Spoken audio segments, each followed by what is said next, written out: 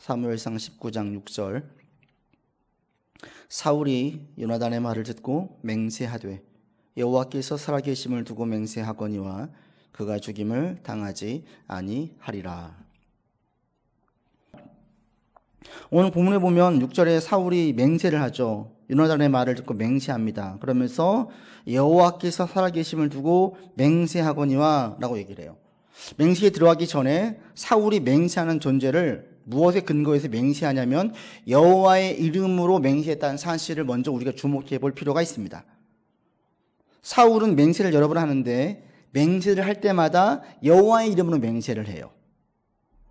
이게 무슨 관용구냐, 그냥 의미 없이 쓰이는 말이냐? 아니에요. 여호와의 이름으로 맹세했다는 사실에 먼저 주목해 볼 필요가 있는데 왜 이 당시에 사울이 이런 말을 많이 했을까? 이 여호와의 이름으로 맹세했다는 것은 그 당시 어떤 의미가 있냐면 공신력이 가장 큰, 반드시 지키려고 하는구나, 이런 것들을 그 당시에는 다 그렇게 받아들이는 맹세였어요. 누군가 여호와의 이름으로 맹세하면 이건 지금으로 말하면 공증 서는 거고, 계약서 종이 한 장 사인 받아가지고 보증서를 가지고 있는 거와 같은 의미였어요. 꼭 지키려고 하는구나, 저건 진짜구나 라는 거죠. 왜? 당시 이스라엘은 사무엘을 통해서 신앙이 회복되었어요. 사무엘이 다니엘에서 부엘세바까지 남쪽에서 북쪽 모든 이스라엘 전역을 다니면서 말씀을 강론하고 이들의 신앙을 회복시켰습니다. 이들이 여호와께 사모하는 마음이 생겼습니다. 그리고 결단하고 회개하면서 미스바라는 곳에 모였어요. 여기가 결정적으로 이들의 믿음을 확고하게 하는 시기가 되었는데 이들이 모이자 블레셋이 공격해 들어와요. 그때 이들이 큰 환난을 하고 어려움을 겪은 거죠. 그럴 때 원망하지 않고 끝까지 하나님 붙들고 사무엘에게 기도를 부탁하고 전장에 나가 싸웁니다. 그리고 대승을 거두죠. 전쟁에 승리한 이후로 이들은 더욱 확고해졌고 이스라엘 전체의 신앙이 회복되어졌어요. 그러면서 여호와의 이름은 귀한 이름이고 가치 있는 이름이고 힘 있는 이름이고 실질적으로 힘이 되어지는 이름이었어요. 그래서 여호와의 이름을 맹세한다. 이것은 이스라엘, 그 당시 이스라엘 모든 사람들에게는 저건 진짜구나, 저건 정말 지키려고 하는구나, 이런 의미였어요. 이스라엘 가운데 여호와의 이름이 회복되는 것이지요. 요즘처럼 힘들고 또 같이 모일 수도 없고 또 상황이 어려우면 점점 여호와의 이름이 힘이 없게 느껴집니다. 실질적으로 별로 힘이 없는 것처럼 느껴져요. 그런데 그렇지 않죠. 그것은 신앙의 문제였어요. 신앙이 약해져 있을 때에는 하나님의 이름이 그렇게 크게 힘 있게 다가오지 않아요. 그런데 신앙이 강해져 있을 때에는 하나님의 이름이 매우 크게 다가오지요. 이건 마치 우리 그 음식과 똑같아요. 하나님은 항상 거기 있는데 힘은 여전한데 우리가 느끼느냐 느끼지 못하느냐는 우리의 음식과 건강과의 상관관계를 보면 알 수 있습니다. 음식의 맛은 항상 같아요.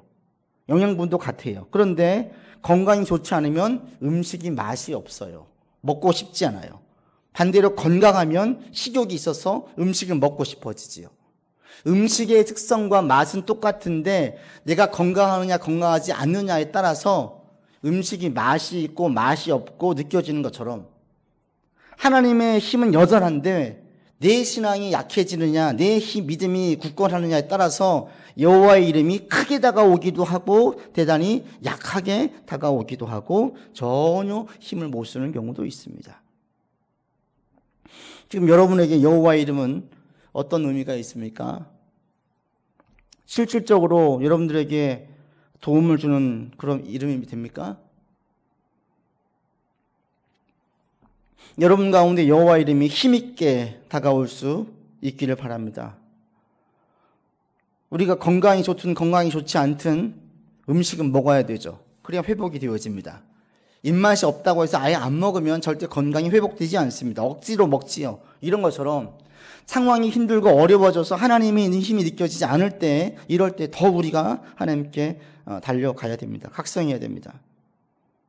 그럴 때 더욱더 하나님을 전적으로 의지하시고 하나님 우리에게 은혜를 베풀어 주십시오. 자비를 베풀어 주십시오라고 기도하면서 나아가야 됩니다. 블레셋 공격을 받았을 때에 이스라엘 백성들이 사무엘에게 기도를 부탁했어요. 그리고 자신들은 나아가 전쟁에 싸우는 것처럼 우리가 지금 서로를 위해서 자꾸 중보하시고요. 그리고 내가 할 일들을 현장에서 최선을 다하면서 이 시기를 견딜 수 있기를 바랍니다. 그래서 여러분들 가운데에 여호와의 이름은 힘이 있고 능이 있고 내 가운데 실질적으로 큰 힘과 위로가 됩니다. 이렇게 고백되어지는 이름으로 회복하시고 사무엘을 통해서 이스라엘 가운데 여호와의 이름이 회복되어진 것처럼 여러분 가운데 여호와의 이름이 힘있게 다가올 수 있기를 바랍니다. 사울은 여호와 이름으로 맹세했어요. 그건 그 당시에 모든 이스라엘 사람들의 신앙이 그만큼 회복되었음을 의미합니다. 그런데 이 사울의 맹세는 신뢰할 수 없었죠. 사울은 자신이 한 맹세를 지키지 않았습니다. 이 맹세는 사울은 여러 번 했습니다. 여러 번 다 안 지켰습니다. 첫 번째 맹세는 블레셋과의 전쟁에서 경솔하게 맹세하죠. 오늘 저 사람들 다 죽이기 전까지는 아무것도 먹지 마라. 여호와 이름은 맹세했어요. 먹는 자는 죽일 것이다. 근데 그것을 듣지 못해서 요나단이 먹었지요. 그런데 못 죽여요. 그 맹세를 깨는 거죠. 이 경솔한 맹세였어요. 그리고 오늘 본문에 오기까지 6절에서 오늘 본문에서도 다윗을 죽이지 않겠다고 맹세했어요. 그런데 바로 죽이려고 해요. 이후에도 마찬가지입니다. 다윗이 사울을 살려주자 사울이 울면서 얘기합니다. 나는 너에게 악행을 하고 죽이려고 하는데 넌 나에게 선을 베푸는구나. 울면서 그를 끌어안아요. 그러나 그 맹세는 또 금방 바뀌어져요. 사울의 맹세는 신뢰할 수 없었어요. 왜 그럴까요? 물론 계속 지금 말씀드려 왔어요. 그 중심이 하나님에게 있지 않았죠. 자리에 탐욕을 했죠. 기본적으로 사울 가운데는 뭐가 있냐면 사람에 대한 불신이 팽배했어요. 그 의심은 심지어 자기 아들도 믿지 않았어요. 요나단도. 이게 아주 대표적으로 보이는 게 다윗이 도망치면서 노베 들렸을 때 노베 제사장 아히멜렉을 통해서 떡을 먹죠. 그리고 도망을 칩니다. 골리앗의 칼을 가지고 도망을 칩니다. 근데 이것을 알고 사울이 오죠. 그리고 노베 제사장인 아히멜렉에게 말합니다. 네가 같이 모의를 해서 오늘이라도 나를 죽이려고 하느냐? 제사장이 무슨 말을 해도 믿지 않아요. 불신해요. 그리고 저놈들이 지금 나를 죽이려고 한다. 여기 생각이 꽉 차 있어요. 사람에 대한 불신이 팽배하죠. 이것이 기본적으로 사울이 가지고 있는 마음이었어요. 사람에 대한 불신이 큰 사람들은 자기의 말에도 그렇게 크게 믿지 않아요. 자신이 한 약속도 금방 깨고요. 자신이 한 맹세도 어기는 것을 별로 주저하지 않습니다. 사람을 신뢰하지 못하는 사람, 사람을 잘 믿지 못하는 사람들은 그 특징들이 있어요. 보면 좀 맹세를 잘해요. 진짜야, 진짜야, 그 진짜야 이런 말을 잘해요. 그냥 뭐 이렇게 흔히 하는 게 아니라 좀 유별날 정도로 아주 강조하죠. 근데 이것은 꼭 어떻게 들리냐? 가짜야, 가짜 이렇게 들리죠. 그리고 사람들의 말을 잘 믿지 못하는 사람들은 자꾸 증거를 들이대요. 증거를. 그러면서 자기 말을 자꾸 확신시키려고 증거를 들이대요. 이것은 뭐가 있냐면 내면에 강한 불신, 자기에 대한 불신도 있어요. 남을 속이려고 하고 자신을 또 속이고자 하는 그런 불신이 깔려있는 경우들이 종종 있습니다. 과거 부목사로 있을 때에 한 여성분이 교회를 찾아왔어요. 사무실에. 그래서 목사님 좀 뵐 수 있을까요?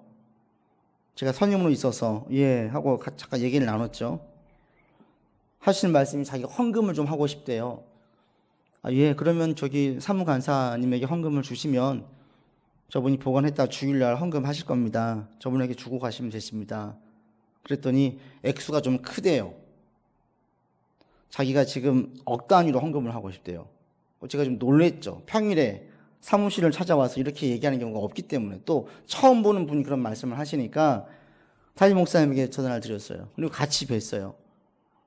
우리 교회는 어떻게 알고 어떻게 해서 헌금을 하려고 하는지 또 어떤 목적인지 이게 궁금한 거예요. 자기가 제1교표래요. 그러면서 사진을 또 꺼내줘요. 자기 젊었을 때 사진이라고 보여주는 거예요. 조금 교계가 갸우뚱해졌어요. 또 얘기를 하다 갑자기 어떤 연예인 사진을 보내주는 거예요. 자기 사촌이래요. 그러면서 이 연예인, 이 자기 사촌이다. 그러면서 아버지가 돌아가시면서 유산으로 큰 돈을 했는데 거기 11조를 이 교회에 하고 싶다 이렇게 말씀하시는 거예요. 그래요. 어떻게 우리 교회 소개되어서 또는 어떻게 우리 교회에 이렇게 헌금하려고 했는지 이제 그 궁금해서 듣고 싶은데 갑자기 이분이 근데 제가 아직 점심을 못 먹어서 점심을 좀 먹고 다시 얘기하면 좋겠다고 그러시라고. 이분이 제가 급하게 나오는 바람에 현금을 가지고 오지 못했대요. 결국 요는 뭐냐면 점심값 좀 달라는 거예요. 그냥 저하고 담임 선생님 둘 다 뻥 쪄가지고 좀 서로 눈빛을 교환할 때 좀 어안이 벙벙한. 교회에 거의 일주일에 한 분 정도씩은 평균적으로 교회에 와서 도움을 청하는 분들이 있어요. 100% 남자였었고요. 남루한 옷차림에 와서 점심값 좀 달라고 얘기해요. 그러면 교회에서 책정해 놓은 돈이 있어서 그냥 10,000원 정도씩 줍니다. 여성은 한 번도 없었어요. 말끔하게 차려입고 자기가 제일 급하라고 얘기하는데 단정하게 온 분이 점심값을 달라고 할 줄은 상상을 못했던 거예요. 그걸 얘기하기 위해서 이만큼 크게 거짓을 했던 거죠. 사진을 꺼내는 순간 제가 벌써 뭔가 이상했어요. 자신이 어떤 존재이고 어떤 사람인지를 자꾸 확신시키려고 뭔가를 꺼내는 거예요. 나름 사람들을 잘 평가하고 있다고 생각을 했는데 그때 다시 한번 보면서 사람이란 정말 알 수가 없겠구나 이 생각을 다시 한번 하게 됐습니다. 다른 사람들을 속이려고 하는 사람들은 자꾸 무엇인가 확신할 수 있는 무언 증거를 자꾸 들이밀어요. 특이할 정도로. 그냥 말로 하면 우리는 보통 믿잖아요. 근데 그렇지 않고 자꾸 뭔가를 들이미는 거예요. 이런 경우는 뭐예요? 사람에 대한 불신과 의심이 기본적으로 깔려있는 경우가 많습니다. 저 사람이 나를 믿지 못할 거야. 그런데 저 사람이 나를 믿지 못할 거야 속에 뭐가 있냐면 나도 저 사람을 믿지 못해. 이것은 또 어디로 이어져요? 때문에 저가 나를 믿지 못하고 나도 저를 믿지 못하니까 저와 나 사이에 맺은 약속, 맹세는 얼마든지 깰 수 있어가 되는 거예요. 그래서 사울은 자신이 한 맹세들을 깨는 것을 전혀 어려워하지 않아요. 기본적으로 사람에 대한 불신이 팽배했어요. 그러다 보니까 자신이 약속한 것들을 깬 것에 대하여서 그렇게 어려워하지 않고 쉽게 깼습니다. 이게 맹세를 쉽게 어기는 사람들, 깨는 사람들의 특징입니다. 그리고 이렇게 사람에 대한 깊은 불신을 가지고 있는 사람들은 약속을 쉽게 번복하고 한 말도 잊어버리고 맹세를 어기는 걸 그렇게 어려워하지 않는데 이런 사람들은 정서적으로 늘 불안해요. 늘 뭔가에 쫓겨요. 마치 사울처럼. 근데 오늘 현대인들을 볼 때 다 지금 이렇게 살고 있지 않나라는 생각을 하게 되어집니다. 다 경쟁자예요. 같이 더불어 살지 못해요. 긴장하지 않을 수가 없어요. 그러다 보니까 오늘날 주변에 보면은 정서적으로 불안해하고 공황장애가 오고 우울증 등 이 다양한 정서적인 질병을 겪는 분들이 많은데 이 정서적인 질병의 한 부분은 바로 이렇게 주변에 믿지 못한 사람들이 가득하기 때문이 아닌가 이 생각을 하게 됩니다. 일리가 있지요. 오늘은 사람들이 이야기할 때 말로 약속을 믿지 않아요. 말로 약속하지 않아요. 말로 하는 약속은 별로 신뢰하지 않습니다. 사인하고 공증하고 계약을 딱 해야 그때부터 신뢰를 해요. 그런데 그거 아세요? 과거 농경사회에서 그렇지 않았습니다. 왜요? 그때는 평생 그 사람들과 함께 더불어 살았어요. 사회 구조가. 때문에 말로 한 것을 지키지 않고는 살 수가 없는 거죠. 다 소문나요. 떠나지도 못해요. 때문에 말에 대한 약속이 있었고 사람들에 대한 신뢰가 있었어요. 지금은 계약을 하고 무엇인가 약속하는 사람들 가운데 피상적인 만남과 관계를 맺는 경우가 대다수이고요. 또 모르는 사람과 계약을 맺는 경우가 다반사예요. 그러다 보니까 현대인들은 계속 긴장하고 살아요. 이 긴장이 우리 정서에는 대단히 안 좋거든요. 그러다 보니까 정서적인 질병들을 많이 야기시키는 것이 아닌가라는 생각이 듭니다.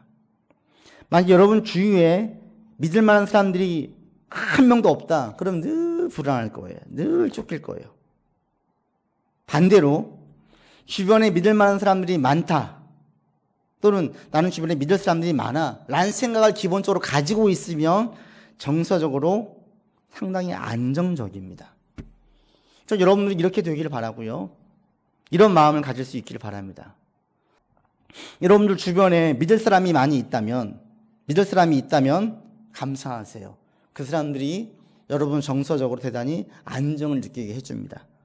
그리고 저는 할 수 있으면 여러분 자꾸 의심과 불신으로 다른 사람들 바라보기보다는 차라리 믿고 때로는 좀 속임을 당하는 게 낫지 않을까라는 생각이 들어서 사람들을 믿는 것을 기본 전제로 사실 수 있기를 권면드리고 싶습니다.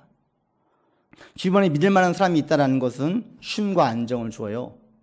그런데 우리 가운데에 최고의 쉼과 안정을 주시는 분이 계십니다. 바로 예수님이세요. 예수님이 또 꼭 이 말씀을 하세요. 다 와라. 그런데 이 오라고 말씀하실 때 뭐라고 하시냐면 내가 너희를 쉬게 하겠다. 쉼을 주겠다라는 거예요. 수고하고 무거운 짐진 자들아 다 내게로 오라. 내가 너희를 쉬게 하리라.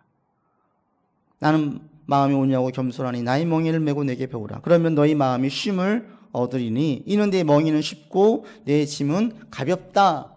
쉼을 주신다라는 거예요. 주변에 믿고 신뢰할 만한 사람이 있으면 마음이 쉼을 얻습니다. 긴장이 풀어줍니다. 정서적으로 안정을 얻습니다. 아무리 힘든 상황도 이렇게 신뢰할 만한 사람이 옆에 있으면 한동안 숨이 쉬어져요. 하면서 좀 안심이 돼요. 예수님 지금 이 말씀을 하고 계세요. 내가 너희에게 그런 쉼을 주겠다. 마음의 가운데에 안정을 주겠다라고 말씀하세요. 예수님의 이 쉼 속에는 믿을 만한 분을 만나서 신뢰했을 때 오는 마음의 안식이 포함되는 쉼입니다. 지금 코로나로 많은 사람들을 만나지 못합니다. 저는 이 시기가 예수님을 통해서 진정한 쉼을 맛볼 수 있는 참 좋은 기회가 아닐까라는 생각을 합니다. 정말 좋은 기회예요. 사람들 많이 못 만날 때 여러분 이 시기를 예수님과 깊은 교제의 시간을 삼아서 예수님 안에 있는 게 이런 쉼이구나. 이 마태복음에 있는 이 말씀이 이런 의미이구나 라고 경험되어지는 내 삶에서 경험되어지는 그런 시간들이 있었으면 좋겠습니다. 우리가 교회 나올 때 가장 큰 복이 무엇인지 아십니까? 예수님을 아는 거예요. 교회 오면 좋은 분들 많아요. 좋은 분들과 교제를 나눕니다. 또 어떠한 단체보다도 이해관계가 덜하기 때문에 참 좋은 분들을 많이 만날 수 있어요. 그런데 사람들과의 교제로 만족하면 가장 좋은 걸 놓치는 거예요. 교회에서 가장 좋은 게 뭐예요? 예수님과의 교제예요. 예수님과의 교제.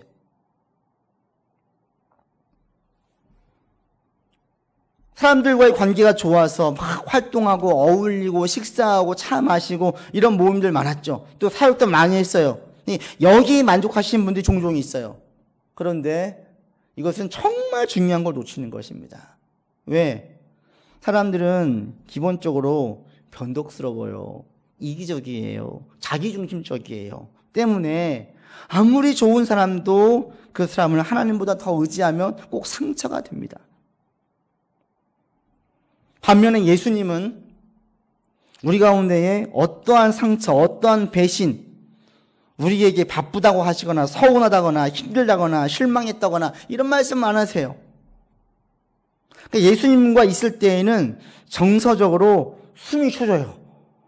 지금처럼 불안할 때에 살겠다. 이게 나오는 거예요, 저절로. 근데 이것을 경험한 사람들만이 아시지요. 전 여러분들이 모두가 다 이런 경험을 할 수 있으면 좋겠습니다. 지난 주 중에 샘터교회 안중동 목사님이 코로나 시대가 전해주는 메시지라는 글을 올렸고 대통령이 이 글을 공유해서 이게 유명해졌죠. 우리도 함께 공유한 적이 있습니다. 그 내용 중에 이런 내용이 있죠. 대면 예배를 하지 말라는 것은 언제 어디서나 하나님을 바라보라는 뜻입니다. 위안을 얻거나 사람에게 보이려고 예배당에 가지 말고 천지에 계신 하나님을 예배하라는 말입니다. 어디서나 고요하게 하나님을 대면하면 그의 나라와 그의 뜻에 가까이 이르게 될 것입니다. 이렇게 얘기를 하셨어요. 지금 대면 예배를 드리지 못하면서 이것이 여러분들 가운데에 하나님을 더 예배하고 하나님을 더 가까이 만날 수 있다는 거예요. 그런 시기로 삼으시라는 겁니다. 여러분, 지금이 가장 좋은 시기입니다. 힘들지만 지금이 적기예요. 예수님과 깊이 교제할 수 있는 최고의 시간입니다. 왜? 가까이 할 수 있는 사람들이 없어요. 이 코로나가 잠잠해지면 이제 언젠가는 다시 우리가 만나겠지요. 여러분, 그 시간 전까지 예수님과 깊은 교제의 시간을 가질 수 있기 바랍니다. 또 지금 다 힘들어요. 이 곤고할 때, 힘들 때, 아무도 도움이 되지 않은 것 같을 때에 예수님 의지하면 그때 예수님 다가오시는 그 의미는 훨씬 더 큽니다. 여러분, 부디 제발 이 좋은 기회를 꼭 놓치지 않길 바랍니다. 그 어느 때보다도 이 시기 때에 예수님과 가까워지는 시기로 삼을 수 있기를 바랍니다. 기도하시고 찬송 부르시고 성경 펴서 읽으시고 내 마음에 여러 가지 생각들 예수님께 다 그냥 토해내시면서 이 시기를 보내시기를 바랍니다. 그러면 예수님과의 깊은 교제가 무엇인지를 맛보게 되고요. 어느 순간부터 예수님과 교제하는 게 너무 좋아져요. 이런 은혜가 전 여러분들에게 있어지기를 간절히 바랍니다. 예수님이 너무 좋아지는. 사울은 신뢰할 수 없는 맹세를 했었습니다. 계속 맹세를 어겼죠. 헛된 맹세였습니다. 근데 사울의 맹세는 거짓된 맹세가 아니었어요. 사울은 거짓말을 애초에 하려고 맹세를 한 것이 아니라 자신이 한 맹세를 지키지 못했을 뿐이에요. 마음이 변한 거예요. 그때의 맹세는 진짜였어요. 그런데 지난 다음에 마음이 변했어요. 사울 입장에서는 맹세를 벌 수밖에 없었어요. 오늘 본문에 사울이 요나단에게 맹세할 때에 4절과 5절에 요나단이 거의 항명을 하죠. 항변을 합니다.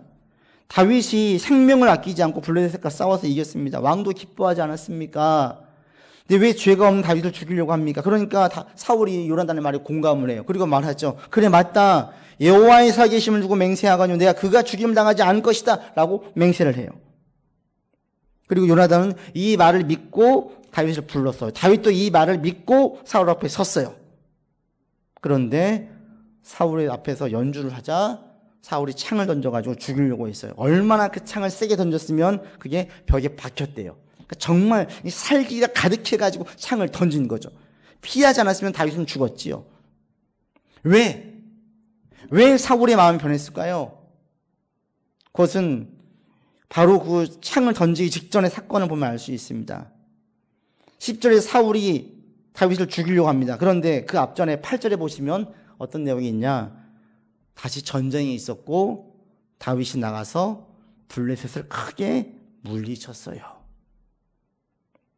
이 전쟁 직후에 사울은 다시 그를 죽이고 싶어진 거예요. 왜요? 사울이 죽인 자는 천천히고 다윗이 죽인 자는 만만이라는 소리가 또 들려오겠지요. 떠오르겠죠. 그러면 불쾌한 마음이 또 치밀어 오르겠죠. 다시 신경이 곤두세겠죠. 저놈은 죽여야 된다는 생각이 가득하겠죠. 이 생각이 가득한 가운데 본 그 다윗을 가만히 둘 수 없는 거예요. 옆에 있는 창으로 그냥 던져버린 거죠. 왜요? 그때에는 공감을 했지만 사울의 중심은 변하지 않았어요.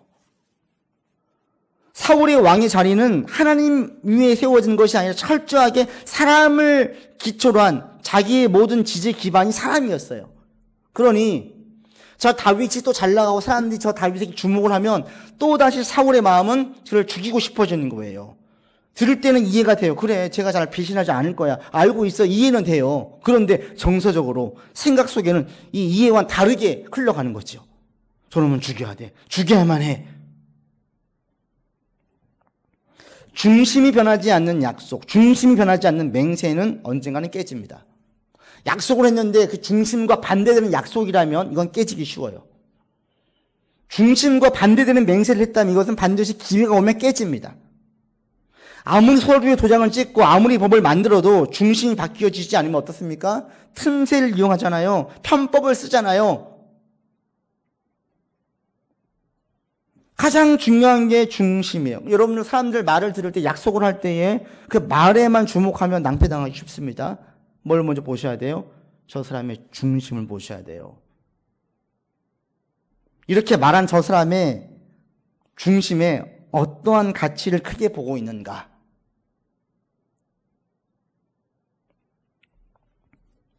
그 가치를 제대로 인식을 하면 배신당할 일이 없고요.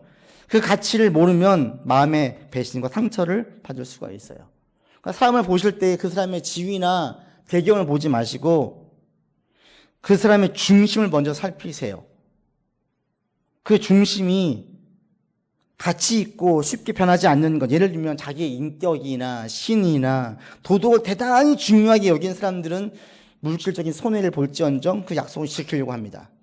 반면에 쉽게 변하는 것들, 예를 들면 인기라든지 지위라든지 직급이라든지 또는 돈이라든지 이런 것들을 가장 가치 있게 여기는 분들은 이런 변화에 따라서, 인기의 변화에 따라서, 지위나 직급이나 돈의 변화에 따라서 얼마든지 약속을 깰 수 있어요. 오늘 나에게 잘해준 사람이 나의 지위가 떨어지면 갑자기 변할 수 있어요. 저 사람이 지위를 가장 크게 본다면, 가장 가치 있게 여긴 사람이고 자기가 높은 자리에 올라가기 그런 마음이 큰 사람이라면 지위가 높은 자리에 있는 사람한테는 잘해줘요. 그러다가 그 사람 지위가 떨어지면 무심해지고 관심이 없고 때로는 무시하기도 하지요. 사람이 변하는 거예요. 여러분들, 그래서 사람들에게 상처나 배신을 덜 받으려면 그 사람의 지위, 배경 보지 마시고 가장 먼저 저 사람의 인생의 가치를 어디에 두고 있는가, 저 사람의 인생의 지지 기반은 무엇인가, 이걸 먼저 보세요. 그리고 그것이 가치 있고 잘 변하지 않은 것이라면 좀 신뢰할 수 있어요. 그러나 언제든지 변할 수 있는 것에 가치를 두고 있다면 저 사람도 얼마든지 약속과 신의를 버릴 수 있음을 여러분 기억하셔야 돼요. 사람을 볼 때 제일 중요한 게 그래서 중심이에요. 중심. 그래서 하나님도 사람을 주목하실 때 가장 중요하게 보시는 게 그 사람의 중심을 보십니다. 재능? 아니에요. 업적? 아니에요. 수고한 것? 아니에요. 가장 중요하게 여기시는 것은 중심이에요. 예수님도 마찬가지입니다. 가장 중요하게 여기시는 게 뭔지 아십니까? 중심이에요. 우리로 하여금 나아오라, 수고하고 무거운 짐진 자들아 다 내게로 말씀하실 때에 예수님께서 보시는 것은 저 사람이 얼마나 배웠고 지위가 무엇이고 얼마나 가졌고가 아니라 저 사람의 중심이 진짜로 내게 향해 있는지 이걸 보시는 거예요. 삭개오가 자기의 돈의 절반을 딱 띄어서 기부하겠다고 합니다. 가난한 자들에게 나눠주겠다고 해요. 그때 예수님께서 말씀하시죠. 오늘 이 집에 구원이 이르렀다. 왜요? 돈을 많이 헌금했기 때문에, 많이 기부했기 때문에? 아니에요. 사울의 인생의 중심이 하나님께 향하는 것을 보았기 때문이에요. 이전까지 사울의 중심은 무엇입니까? 돈이었어요. 자기 같은 민족 사람들에게 아무리 욕을 먹어도 신경 안 썼어요. 돈만 벌 수 있다면. 이게 바뀐 거죠. 인생의 지지 기반을 돈에 두었던 삭개오가 인생의 지지 기반을 하나님께로 바꾼 거예요. 그리고 그 바뀐 행위의 증거가 바로 내가 이 재산의, 그동안 모아놓은 재산의 절반을 가난한 자들에게 나누어 주겠습니다라는 고백이었어요. 중심을 보시는 것입니다. 부자 청년이 찾아옵니다. 도덕적으로 흠이 없는 율법을 다 지켰다고 말합니다. 그때 예수님께서 말씀하시죠. 또 돈 다 기부하고 가난한 자에게 나누어 주고 나를 쫓으라. 청년이 못하고 도망가죠. 예수님은 그 청년의 중심이 이 돈에 토대하고 있다는 사실을 찝어내기 위해서 그렇게 말씀하신 거였어요. 윤리를 지키고 율법을 잘 지켰고 누가 보기에도 선한 사람이었지만 그 인생의 지지 기반은 돈이었어요. 돈. 그래서 부자 청년이라고 해요. 자신에게 있는 그 부분을 예수님께서 찌른 거예요. 너의 중심을 거기에 두지 말고 하나님에게 두라는 거죠. 오늘날 우리가 가장 여러분 중요하게 여길 게 무엇이에요? 우리의 중심이에요. 여러분 중심이 어디에 있어요? 예수님께 있으셔야 돼요. 나의 자녀, 나의 미래, 나의 물질, 나의 안정된 삶, 빨리 일상 돌아갔으면 그 추구하는 마음들, 이게 우리의 중심에 있으면 안 돼요. 이 모든 것들, 그 무엇도 그 누구도 예수님보다 우선하면 안 돼요. 지금 예수님 우리에게 이것을 요구하고 계십니다. 하나님을 가장 신뢰하고 하나님을 가장 의지하고 하나님을 가장 먼저 사랑하셔야 돼요. 여러분, 예수님을 여러분 중심에 두시길 바랍니다. 중심을 보신 하나님께 나의 중심이 하나님에게 있습니다 라고 고백하시면서 나아가길 바랍니다. 중심을 예수님께 두면 지금처럼 현실적으로 막막하고 답답하고 이 상황이 언제 끝날지 막연한 때에 불안과 의심과 답답함이 숨이 쉬어져요. 숨이. 나의 중심을 예수님께 두고 예수님께 아뢰고 예수님을 의지하면서 나아가면 숨이 쉬어져요. 아는 성도님 한 분이 너무 속상한 일을 겪었어요. 너무 화가 났대요. 이게 막 우리 흔히 말하는 그 열불이 막 터지는 거예요. 이분이 뭐 하는지 아십니까? 더 많이 기도했어요. 더 많이 예배했어요. 그러면 그분과 한번 대화할 때 그러면서 하신 말씀이 아유, 그래도 좀 살겠어요, 목사님. 그랬더니 살겠더라고요. 이런 말씀을 하시더라고요. 하나님에게, 예수님에게서 쉼을 얻는 거죠. 숨이 서져요. 요즘 숨이 안 쉬어지는 분들이 있어요. 여러분, 그럴 때 더 예수님께 가시기 바랍니다. 속상하고 답답하고 막막하고 불안할 때 그때 이 사람 저 사람 찾아가 봐야 답이 나오지 않아요. 어제나 오늘이나 영원토록 계시는 거 하나님께 기도하시고 하나님 도와주세요 의지하시고 하나님 견딜 힘을 주세요라고 고백하세요. 그럼 여러분 가운데에도 이스라엘 가운데 이 미스바의 이 역사가 결정적으로 그들에게 확고한 신앙을 준 것처럼 여러분들에게도 미스바와 같은 사건들이 일어날 수 있어요. 그리고 그때 이후로 여호와의 이름이 회복되어져요. 가장 귀한 이름, 가장 큰 이름, 가장 힘이 되는 이름, 내가 위로가 되어지고 내게 위안이 되어지고 나를 견딜 수 있게 해주는 실질적이고 실제적으로 힘이 되는 그 이름이 됩니다. 여러분들 가운데에 이 중심이 다시 온전히 하나님께로 향할 수 있기를 바랍니다. 이 시기 때, 힘들고 어려울 때